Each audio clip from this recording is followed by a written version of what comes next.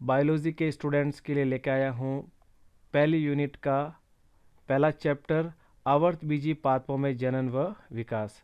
तो स्टूडेंट्स, आज हम आवर्तबीजी पादप में जनन और विकास के ऊपर डिस्कस करेंगे। और इस लेसन को शुरू करने से पहले सबसे पहले आपको आवर्तबीजी पादप का मीनिंग पता होना चाहिए। तो आवर्तबीजी पादप, इसका मीनिंग क्या होता है? यानी कोई बीज यदि फल भीति के द्वारा घिरा हुआ होता है तो वो आवर्तबीजी कहलाता है। और ऐसे पादपों को क्या कहा जाता है? आवर्तबीजी पादप कहा जाता है। आवर्तबीजी पादपों को हम पुष्पीय पादप के रूप में भी जानते हैं। यानी आवर्तबीजी पादपों को सामान्यतः पुष्पीय पादप भी कहा जाता है। आवर्तबीजी पादपों के अंदर एक विशिष्ट गुण होता है, उस गुण को हम कहते हैं पीडी एकांतरण। स्टूडेंट्स, ये पीडी एकांतरण क्या होता है आपको अच्छे से समझना है। पीडी एकांतरण कई बार परीक्षा में सीधे ही मोटे तौर पर क्वेश्चन पूछ लिया जाता है, पीडी एकांतरण से आप क्या समझते हैं? तो एक आवर्तबीजी पादप के अंदर दो अवस्थाएं होती है। पहली द्विगुणित बीजाणुभिद अवस्था और दूसरी अगुणित युग्मकोद्भिद अवस्था। तो द्विगुणित बीजाणुभिद अवस्था है, ये मूल है, स्तंभ है, पर्ण है, इनके द्वारा प्रदर्शित होती है। जबकि अगुणित युग्मकोद्भिद अवस्था ये नर और मादा युग्मकों के द्वारा प्रदर्शित होती है। द्विगुणित बीजाणुभिद अवस्था ये दीर्घजीवी होती है, अर्थात लंबे समय तक होती है, स्वपोषी होती है। जबकि अगुणित युग्मकोद्भिद है वो अल्पजीवी और अत्यंत हाशित अर्थात कम समय के लिए होती है। और अगुणित युग्मकोद्भिद अवस्था द्विगुणित बीजाणुभिद अवस्था पर ही विकसित होती है, अर्थात इनके ऊपर ही ये निर्भर होती है और इनका स्वतंत्र अस्तित्व नहीं होता है। अगुणित युग्मकोद्भिद का स्वतंत्र अस्तित्व नहीं होता क्योंकि ये द्विगुणित बीजाणुभिद पीढ़ी पर निर्भर होती है।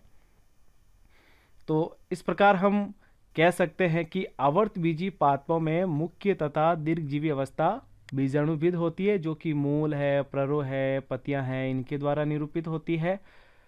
और इसी बीजाणुभिद अवस्था पर अर्धसूत्री विभाजन की क्रिया के द्वारा युग्मकों का निर्माण होता है और ये युग्मक अगुणित होते हैं और युग्मकोद्भिद अवस्था को प्रदर्शित करते हैं।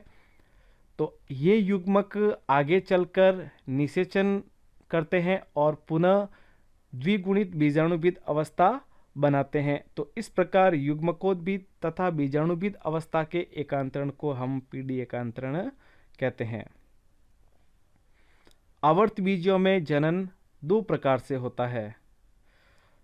आवर्तबीजियों में जनन है वो दो प्रकार से होता है।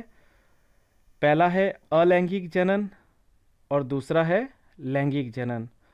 तो अलैंगिक जनन एसेक्सुअल रिप्रोडक्शन क्या होता है? तो ये असेक्सुअल रिप्रोडक्शन देखिए,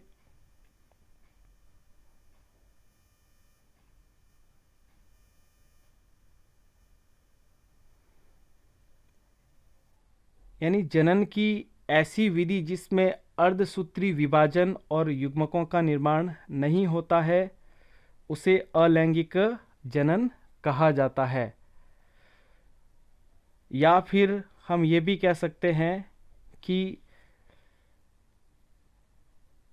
किसी भी संतति का निर्माण बिना अर्धसूत्री विभाजन या बिना युग्मक संलयन अर्थात निषेचन के हो जाता है तो उसे अलैंगिक जनन कहा जाता है। और स्टूडेंट्स, एक विशेष बात ध्यान रखें कि जिस संतति का निर्माण अलैंगिक जनन के द्वारा होता है वह संतति आनुवांशिक रूप से अपने जनक पौधे के समान होती है। कैसी होती है? आनुवांशिक रूप से जनक के समान होती है। इस प्रकार हम कह सकते हैं कि अलैंगिक जनन के द्वारा कोई भी संतति बनती है तो वो अपने जनक के समान होगी, आनुवांशिक रूप से अपने जनक के समान होगी, अर्थात वह संतति अपने जनक के क्लोन होगी। ये होता है अलैंगिक जनन। और इसके अंदर एक वर्ड आया है एपोमिक्सिस वर्ड। तो ये एपोमिक्सिस वर्ड क्या है? बहुत इम्पोर्टेंट वर्ड है ये एपोमिक्सिस।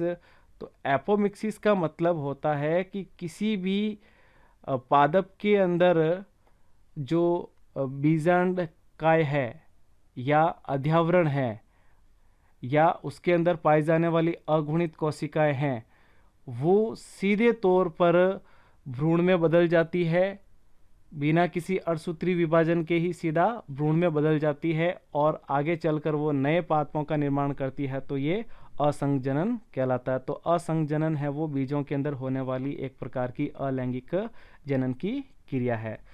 तो सबसे पहले हम अलैंगिक जनन को भी दो भागों में डिवाइड कर देते हैं। पहला भाग है अनिषेक बीजता। तो अनिषेक बीजता है, ये राजस्थान बोर्ड की परीक्षा 2019 की परीक्षा के अंदर ये सवाल पूछ लिया जा चुका है। अनिषेक बीजता से आप क्या समझते हैं? बहुत सिंपल डेफिनेशन है, नाम से ही आपको पता चल जाता है कि बिना निषेचन के ही बीज का निर्माण होना अनिषेक बीजता कहलाता है। तो अनिषेक बीजता का मतलब आप समझ गए कि बिना निषेचन के ही बीज का निर्माण होना क्या कहलाता है? अनिषेक बीजता कहलाता है। इस प्रक्रिया में बीजांड बिना निषेचन के बीज में परिवर्तित हो जाता है, अर्थात इसमें नर और मादा युग्मकों के संयुग्मन की आवश्यकता नहीं होती है और बीजांड में अर्थसूत्री विभाजन भी नहीं होता, जिससे गुणसूत्रों की संख्या द्विगुणित ही बनी रहती है। इस प्रकार निर्मित बीज है वो आगे भी जननक्षम होते हैं, नए पौधों को जन्म दे सकते हैं। तो ऐसा किस में देखने को मिलता है? ऐसा धतूरे के अंदर देखने को मिलता है और मक्का के अंदर देखने को मिलता है। अगला है कायिक जनन अथवा कायिक प्रवर्धन। तो ये कायिक जनन और कायिक प्रवर्धन क्या है? देखिए कि पौधे के किसी कायिक भाग जैसे जड़, तना, पत्ती इत्यादि के द्वारा नए पौधे का निर्माण होना कायिक जनन या कायिक प्रवर्धन कहलाता है। और कायिक प्रवर्धन में जो संरचना भाग लेती है या जो अंग भाग लेता है उसे क्या कहते हैं? प्रवर्ध कहते हैं, प्रोपाग्यूल्स कहते हैं। ये भी वर्ड बहुत इंपॉर्टेंट है, परीक्षा के अंदर कई बार पूछा जाता है, प्रवर्ध किसे कहा जाता है। तो ध्यान रखना कि कायिक प्रवर्धन में जो संरचना या अंग भाग लेते हैं उसे क्या कहा जाता है? प्रवर्ध कहा जाता है। जैसे मान लीजिए कायिक प्रवर्धन में तना भाग ले रहा है तो वो प्रवर्ध हो गया, यदि जड़ भाग ले रही है तो वो प्रवर्ध हो गया। इस तरीके से आगे बढ़ते हैं। कायिक प्रवर्धन के प्रकार। तो कायिक प्रवर्धन दो प्रकार के होते हैं। पहला प्रकार कौन सा है? प्राकृतिक कायिक प्रवर्धन। और दूसरा कौन सा है? कृत्रिम कायिक प्रवर्धन। प्राकृतिक कायिक प्रवर्धन है वो प्रकृति के अंदर अनुकूल प्रतिकूल परिस्थितियों के अंदर पौधों के द्वारा अपने आप होता है, जबकि कृत्रिम कायिक प्रवर्धन है वो मानव के द्वारा निर्मित विधियां हैं। वाणिज्यिक उत्पादन के लिए नए पौधों को तैयार किया जाता है। तो सबसे पहले हम पढ़ते हैं प्राकृतिक कायिक प्रवर्धन के बारे में। तो प्राकृतिक कायिक प्रवर्धन में देखिए अलग अलग अंग, और ये अलग अलग अंग कौन है? तना है, जड़ है, पत्तियां हैं, जन्नांग है, ये सभी संरचनाएं आएगी। अब सबसे पहले अपन पढ़ते हैं तन्नों द्वारा कायिक प्रवर्धन। तो ये तन्ने रूपांतरित होकर अलग अलग संरचनाएं बनाते हैं और उनसे नए पौधों का निर्माण होता है। तो उन रूपांतरित तन्नों को क्या कहते हैं और उसका उदाहरण क्या है वो आपके सामने यहाँ पे दे रखा है। जैसे प्रकंद है, तो ये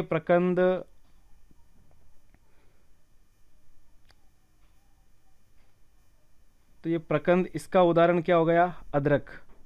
इसी तरीके से कंद, आलू, ये भी कायिक प्रवर्धन में भाग लेता है।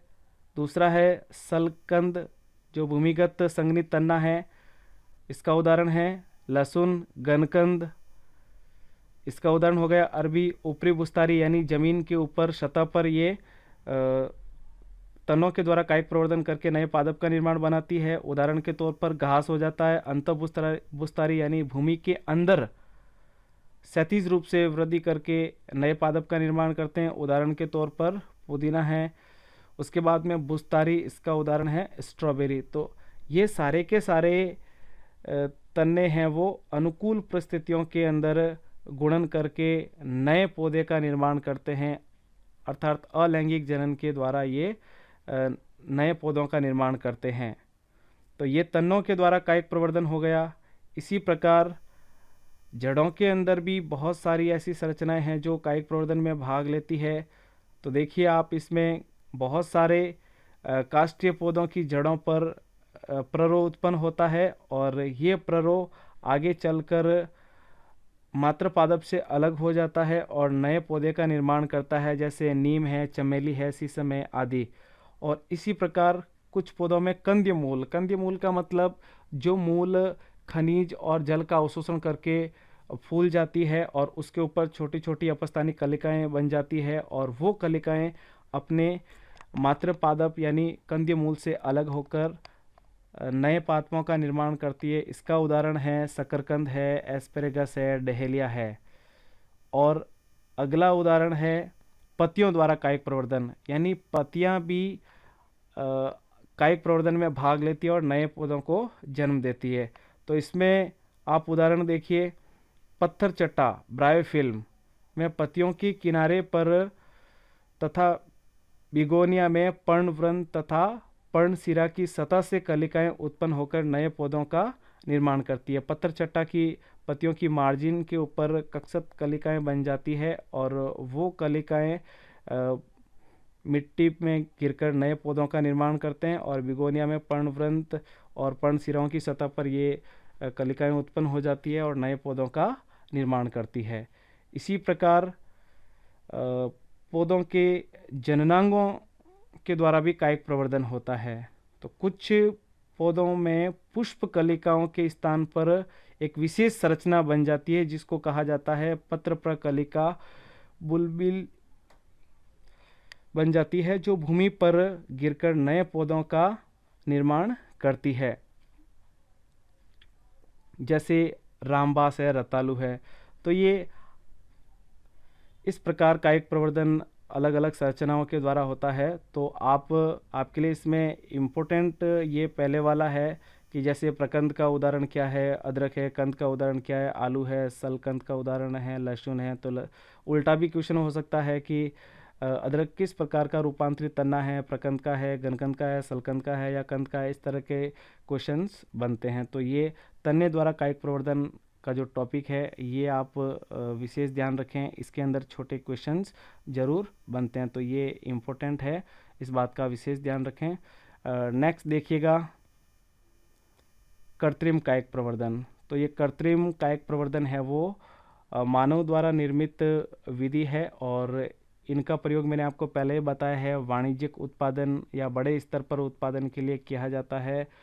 और इनकी प्रमुख विधियां आगे कर्तन, दाब लगाना, रोपण, ये सब है जिसको हम आगे वाले वीडियो के अंदर विस्तार से पढ़ेंगे। आज के लिए इतना ही।